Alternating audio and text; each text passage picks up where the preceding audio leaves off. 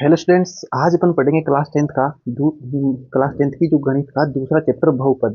यह चैप्टर है जो 4 मार्क्स का चैप्टर है, जिसमें से तीन छोटे छोटे सवाल आते हैं। इसमें से तीन टाइप के क्वेश्चन आते हैं जो बोर्ड एग्जाम में पूछे जाएंगे। सबसे पहले है कि ग्राफ के शून्य की ज्ञात करना, यानी कि आपको एक ग्राफ दिया हुआ होगा और उसमें पूछा जाएगा कितने शून्य को। उसके प्रश्न अभी मैं कराऊंगा, ठीक है। दूसरा प्रश्न आएगा, एक द्विघात बहुपद दिया जाएगा आपको बहुपद, और उसके शून्य की ज्ञात कराया जाएगा, ठीक है। क्या होगा? शून्य ज्ञात करना, ठीक है, शून्य ज्ञात करना है। और उनके गुणांकों एवं शून्यकों में संबंध की जांच करना है, ठीक है। और एक तीसरा सवाल आएगा जिसमें आपको द्विघात बहुपद ज्ञात करना है। क्या करना है? बहुपद ज्ञात करना है, और जिसके शून्य दिए हुए होंगे, ठीक है। समझ गए आप? तो आप शुरू करते हैं पहले से कि ग्राफ किस प्रकार का दिया जाएगा और इसमें किस प्रकार के सवाल पूछे जाएंगे। तो ठीक है, इसी सवाल को अपन यहाँ लेंगे अब, है ना। तो मैं आपको बताऊं सबसे पहले, देखिए कि जैसे इस प्रकार के ग्राफ होते हैं, जो ये एक्स अक्ष होता है और ये वाई अक्ष होता है, ठीक है। अब यहाँ आपको कोई भी ग्राफ दे दिया जाएगा, जैसे कि ये दे दिया। अब इसमें पूछ लेगा कि इस ग्राफ के जो शून्य हैं वो कितने शून्य होंगे। ऐसे नहीं पूछेगा कौन से होंगे, कितने गिनती पूछेगा, कितने शून्य होंगे। तो देखिए जहां जहां भी ये एक्स अक्ष को काट रहा है, इस अक्ष को जो ये वाला ग्राफ काट रहा है वो काट रहा है, एक तो यहाँ पे और एक यहाँ पे, ठीक है। तो इसके दो शून्य होंगे। कितने होंगे? दो शून्य, ठीक है। अब उसी प्रकार जैसे मान लो ग्राफ को बदल दे, ग्राफ को दे देगा ऐसे। अब देखिए, बताइए, जो ये रेखा है क्या ये एक्स अक्ष को काट रही है क्या? इसको इसको काट रही है क्या? नहीं काट रही, नहीं काट रही ना। तो इसके शून्य कितने होंगे? शून्य, ठीक है। या कोई शून्य नहीं, ठीक है। इसका कोई शून्य शून्य नहीं होगा, ठीक है। क्योंकि इसका एक भी शून्य नहीं है, क्योंकि एक्स अक्ष को ये एक भी जगह नहीं काट रही है। जितनी जगह एक्स अक्ष को काटेगा उतने इसके शून्य होंगे। अब देखिए दूसरा, देखिए जैसे मान लो ये है। अब इसमें मान लो यूं होके टच होके जा रहा है, यहाँ पे सिर्फ टच ही है। तो यहाँ पे अगर इस प्रकार से टच होके जा रहा है तो ये एक शून्य होगा इसका, कितना? एक। लेकिन अगर ये थोड़ा नीचे घुस जाए, जैसे कि यहाँ देखिए आप, जैसे ये थोड़ा सा यूं घुस के चला गया तो ये दो जगह काटेगा, ठीक है। तो इसके कितने शून्य होंगे? दो शून्य, ठीक है। और इसका एक शून्य। और इसमें ये एक भी जगह नहीं काट रहा है एक्स को। ये वाली जो लाइन है ये ग्राफ है, या फिर मान लो यूं चला जाए तो भी ये नहीं काटेगा, ठीक है। तो आपको समझ में आएगा कि ग्राफ वाले क्वेश्चन इस प्रकार के दिए जाएंगे। जैसे मान लो ये दे दिया, ठीक है, ये दे दिया। अब क्या ये एक्स अक्ष को काट रहा है क्या? एक्स अक्ष ये वाला होता है जो आड़ा है, ये वाला एक्स अक्ष है, और ये वाला वाई अक्ष है, ठीक है। तो अब ये एक्स अक्ष को टच कर रहा है कि ये वाला जो ग्राफ, ये केवल वाई अक्ष पे है। ये एक्स अक्ष को टच नहीं कर रहा, टच नहीं करना, इसलिए इसके कोई शून्य नहीं होंगे।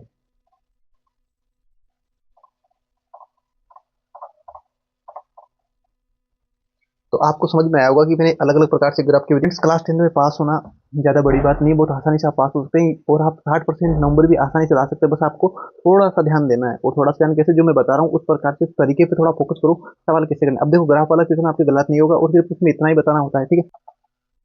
ये एक्स अक्ष है और ये वाला है वाई अक्ष, ठीक है। और जो ग्राफ है वो यूं है, ऐसे मान लीजिए। तो अब देखिए एक्स अक्ष को ये कितनी जगह काट रहा है। एक तो काट रहा है यहाँ पे, एक काट रहा है यहाँ पे, एक काट रहा है यहाँ पे, और एक काट रहा है यहाँ पे। यानी कि इसके चार शून्य होंगे। कितने? चार शून्य। और यही पूछा जाता है आपके सवाल, ठीक है।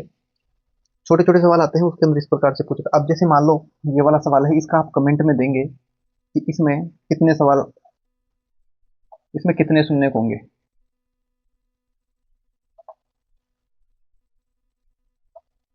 ठीक है, ये सवाल आपके लिए है, इसका जवाब आप देंगे, नोट कर लो इसमें कितने शून्य होंगे, जो कमेंट में लिखना है आपको, ठीक है। अब उसके बाद में अपन बात करेंगे दूसरे वाले सवाल पे, जो कि दूसरा सवाल किस प्रकार का पूछा जाएगा। अब देखो पिछले वाले जो क्वेश्चन था ना, उसके अंदर अपन ने सिर्फ शून्यों की संख्या पूछी थी कि शून्य एक होंगे, दो होंगे, पांच होंगे, सात होंगे, जितने भी या नहीं होगा वो पूछी थी, और वो अपन ने ग्राफ में देख के बताया। अब यहाँ पे शून्य का निकालना है, यानी कि शून्य कौन सा होगा, ठीक है। वहां सिर्फ गिनती थी कि एक होगा कि दो होगा, यहाँ पे शून्य का निकालना है, ठीक है। तो इसके अंदर दो चीजें, एक तो है कि शून्य ज्ञात करेंगे, और दूसरा है कि संबंध ज्ञात करेंगे, है ना। सबसे पहले अपन शून्य निकालते हैं इसके। तो x square minus two x minus आठ। सबसे पहले ध्यान दीजिए कि शून्य क्या होते हैं। शून्य का मतलब होता है कि वो मान अगर अपन एक्स की जगह रख दें तो इसकी वैल्यू जीरो हो जाएगी, ठीक है। यानी कि एक्स की जगह अगर अपन कुछ भी रखेंगे ना, तो उसकी वैल्यू जीरो हो जानी चाहिए। अब जैसे, अब इसको क्या है, डिवाइड करेंगे, तो इसको अपन ऐसे लिखेंगे, एक्स स्क्वायर, और आठ, आठ के टुकड़े करेंगे अपन, चार दूनी आठ, 4 दूनी 8, हाँ 4 दूनी 8 इसके हो जाएंगे। तो यानी कि -4 एक्स और प्लस के 2 एक्स -8 बराबर 0। अब देखो ये कैसे किया है, इसको जोड़ेंगे तो यही आएगा, और इसका टुकड़ा करके करते हैं, जो कि मैंने बताया होगा। अगर आपको आपको नहीं पता तो मैं बता देता हूँ, इधर साइड में मध्य पद को विभक्त करना है, ठीक है। अब मध्य पद को विभक्त करने के लिए कैसे करना पड़ता है, ये भी जान लो, क्योंकि ये बार बार काम आएगा इसके अंदर। तो ये वाला है ना, ये वाला, इसका गुणनखंड करेंगे, तो यानी कि 8 के जो फैक्टर क्या होंगे, इसका होगा 8 गुणा 1, ठीक है, 4 गुणा 2, ये दो इसके फैक्टर होंगे। अब अपन को ये देखना है कि इसके किसी भी फैक्टर को आपस में जोड़ने या घटाने से, किसी भी फैक्टर को आपस में जोड़ने या घटाने से ये अपन को -2 प्राप्त हो जाना चाहिए, ठीक है। तो जैसे मान लो 8 में 1 जोड़ेंगे तो 9, और 8 में से 1 घटाएंगे तो 7, तो यानी ये तो प्राप्त नहीं होगा। अब देखो 4 में 2 जोड़ेंगे तो 6, और 4 में से 2 घटाएंगे तो 2, यानी कि 2 प्राप्त हो रहा है इस वाले फैक्टर से, ठीक है। अब इसमें अपन को क्या चाहिए, -2 चाहिए, -2 चाहिए तो 4 माइनस के लगा देंगे, प्लस के 2 लगा देंगे, ठीक है। और वैसा ही अपन ने यहाँ पे किया है, तो आप समझ गए होंगे। अब देखते हैं, इसको हल करेंगे, x -4 +2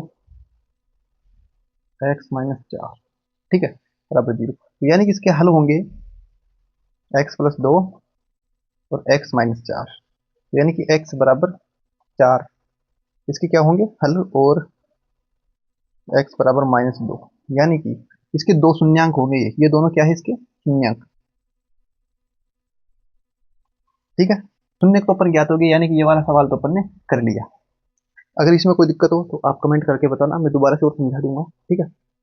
और अब अपन को ज्ञात करना है ये वाला शून्यों एवं गुणांकों के बीच संबंध ज्ञात है। ये शून्य तो अपन ने निकाले, लेकिन गुणांक क्या होते हैं, गुणांक होते हैं इस समीकरण के जो x² का गुणांक, x का गुणांक, और ये c, ठीक है। तो अपन इसकी तुलना करेंगे द्विघात समीकरण से, यानी कि ax² plus bx plus c, ये एक समीकरण है, इसकी तुलना करेंगे यहाँ पे, है ना।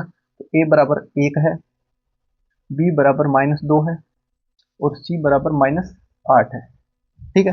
अब द्विघात समीकरण होता है उसके गुणांकों में और शून्यकों में संबंध का योग, योग किसके बराबर होगा, बराबर माइनस का, ये इसका गुणांक, x का गुणांक है ना, माइनस x का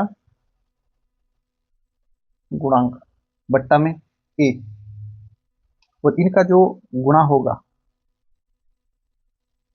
गुणनफल किसका, शून्यंकों का गुणनफल, शून्य का गुणन पद, अचर पद वो होता है जिसके साथ x गुणा नहीं हो, जैसे कि 8 के साथ या c के साथ यहाँ कोई x नहीं है, जहाँ पे एक भी x नहीं हो उसको अचर पद बोलते हैं, ठीक है। अचर पद बट्टा x² का गुणांक, ठीक है। शून्य 23 के -2 और 4, शून्य क्या थे, -2 और 4, इसके शून्य थे जो अपन ने निकाले थे, है ना। अब देखिए इनका योग, योग क्या होगा, 4 -2, ठीक है, बराबर 2, और इधर देखो -x का गुणांक, -x का गुणांक क्या है, -2, और बट्टा a की वैल्यू क्या है, a का गुणांक यहाँ पे है 1, ठीक है, 1, तो 1, x का गुणांक क्या है माइनस, ठीक है, -2, उसका गुणनफल देखते हैं, गुणनफल, गुणनफल अपन देखेंगे 4 गुणा -2, यानी कि बराबर माइनस का, है ना, ये 4 गुणा -2 गुणनफल है, और यहाँ पे देखेंगे अचर पद, अचर पद बट्टा,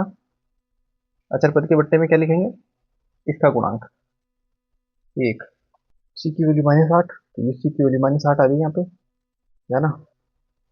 तो ये बराबर हो गया, देखो, क्योंकि इधर भी -8 आ रहा है और इधर सी की वैल्यू -8 आ रही है, तो यानी कि ये वाला बराबर हो गया, और इधर भी बराबर हो गया ये, क्योंकि -2 और -2, ये वाला +2 हो जाएगा, ठीक है। क्योंकि जो x का गुणांक देखो, माइनस तो ये पहले से है ही इसमें जो, और x का गुणांक भी -2 में है, यहाँ -2, तो ये से गुणा होकर 2 हो जाएगा, और 2 और 2 बराबर, ठीक है। इसका मतलब इसके शून्यांक है जो सही है, दिए गए बहुपद के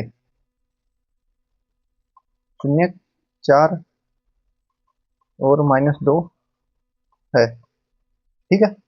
इस प्रकार से सवाल करना है। अब बताऊंगा मैं आपको तीसरा सवाल, इस प्रकार का आप और भी सवाल करना, अगर कोई दिक्कत आए तो आप कमेंट कर सकते हैं ना।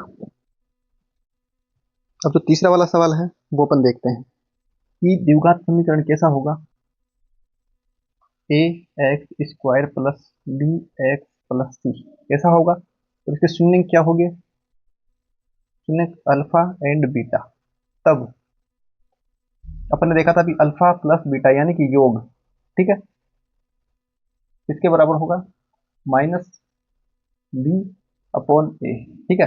तो अल्फा गुणा बीटा यानी कि गुणनफल, गुणनफल किसके बराबर होगा, अचर पद अपॉन ए, ठीक है। तो अब इसी के आधार पर अपन को शून्य दिए हुए होंगे, यानी कि अपन को दिया होगा, ये अपन को निकालना है। अब शून्य दिया हुआ होगा अपन को, जैसे अल्फा और बीटा, ऐसा ही कोई सवाल लेते हैं और उस सवाल को अपन यहाँ करके देखेंगे, है ना। तो अब ये क्वेश्चन नंबर 3 है, यानी कि तीसरे टाइप का, जिसके अंदर क्या है कि शून्य दिए हुए होंगे, ठीक है, और अपन को द्विघात बहुपद ज्ञात करना है, ठीक है। तो यहाँ दे रखा है अल्फा बराबर 4 और बीटा बराबर 1, यानी कि ये दोनों शून्य है इस समीकरण में, जो अल्फा है। अब देखो इससे अपन समीकरण कैसे निकालेंगे, क्योंकि अपन को एक गुणांक पता चल जाए, ठीक है, तो ये समीकरण निकल जाए। और ये गुणांक कैसे पता चलेगा, इन संबंधों से, यानी कि अल्फा बीटा से बी और ए का पता चलेगा, और अल्फा बीटा से अचर पद और ए का पता चलेगा। तो इन दोनों को मिलाकर के ए बी और ये सी है ना, इसका अपन को पता चल जाएगा, ठीक है। तो दोनों अपन को दे रखे हैं, अब अपन को कैसे निकालना, देखो इन दोनों का योग, यानी कि 4 प्लस 1 किसके होगा, माइनस बी अपॉन ए, तो यानी कि माइनस बी अपॉन ए। लेकिन इन दोनों का गुणा, यानी कि 4 गुणा 1 किसके बराबर होगा, ठीक है। अल्फा ये निकाल रहे अपन, तो ये माइनस बी अपॉन ए आ गया, और ये गुणा निकालेंगे अल्फा गुणा बीटा ना, तो 4 गुणा 1 किसके बराबर आएगा, 4, जो कि किसके बराबर है, अचर पद, यानी कि सी अपॉन ए। अब अपन यहाँ से एक चीज देख सकते हैं, जिसके बाद ना 5, तो अब देखो इसको आगे बढ़ाते हैं, अपन देखते हैं कि 5 बराबर माइनस बी अपॉन ए, ठीक है। और इधर देखते हैं कि 4 बराबर सी अपॉन ए। अब एक काम करना है, इन दोनों समीकरणों को हल करके अपन को क्या करना है, ए बी की वैल्यू पता करनी है। कैसे करेंगे, अब देखो इधर समझो, यहाँ से ए की वैल्यू क्या है, ए बराबर माइनस बी अपॉन 5, और यहाँ से ए की वैल्यू क्या है, ए बराबर सी अपॉन 4। लेकिन ये भी ए है, ये भी ए है, तो ये दोनों बराबर है, इसलिए इसको यहाँ रख देंगे अपन, माइनस बी अपॉन 5। अब देखो अगर इसकी वैल्यू है ना 4 और इसकी वैल्यू -5, अगर अपन यहाँ रखते हैं, अगर यहाँ -5 रखते हैं तो माइनस माइनस प्लस, ठीक है, 5, तो ए की वैल्यू 1 प्राप्त हो जाती है, ठीक है। तो यानी कि इनसे अपन को प्राप्त होता है ए बराबर 1, ठीक है, बी बराबर -5, ठीक है, और सी बराबर 4।